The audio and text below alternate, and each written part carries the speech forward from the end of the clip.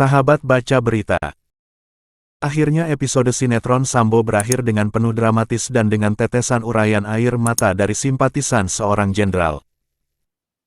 Tapi sebelum Mimin mengulas berita, alangkah baiknya para sahabat yang belum menekan tanda merah silakan ditekan agar Mimin semakin semangat mengulas berita terupdate. Sahabat baca berita. Pidana mati yang dijatuhkan majelis hakim terhadap terdakwa kasus pembunuhan berencana Brigadir Nofriansyah Yosua Huta Barat alias Brigadir J. Ferdy Sambo dinilai memenuhi rasa keadilan bagi keluarga korban pembunuhan. Paling tidak keadilan buat keluarga Brigadir J, kata anggota Komisi 3 DPR RI Arsul Sani kepada kantor berita politik Rimol di Jakarta, Senin tanggal 13 Februari tahun 2023.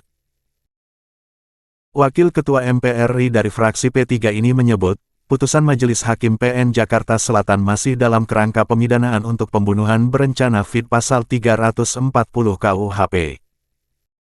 Ferdy Sambo pun masih bisa melakukan upaya hukum banding atas vonis mati tersebut. Jadi itu hal yang tidak menyimpang. Namun Ferdy Sambo punya hak hukum untuk ajukan banding, tuturnya. Meskipun, kata Arsul, putusan majelis hakim tersebut dinilai sudah sesuai dengan pelanggaran pasal yang didakwakan, yakni pembunuhan berencana fit pasal 340 KUHP, pungkasnya. Menjatuhkan pidana kepada terdakwa tersebut oleh karena itu dengan pidana mati, ujar majelis hakim saat membacakan vonis di Pengadilan Negeri Jakarta Selatan pada Senin siang tanggal 13 Februari tahun 2023.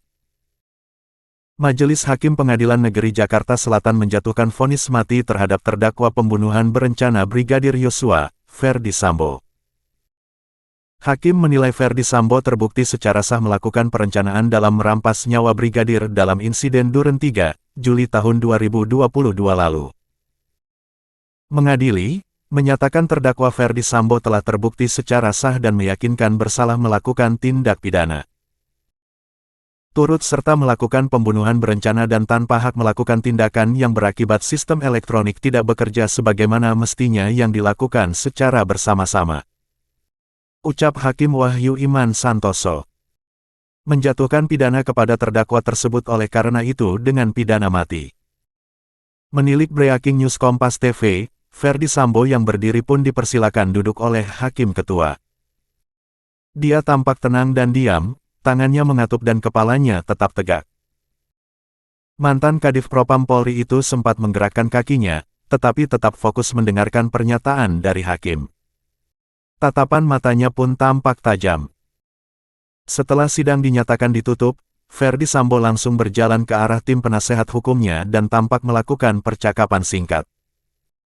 Tak ada ekspresi tertekan yang terlihat dari sosok Ferdy Sambo.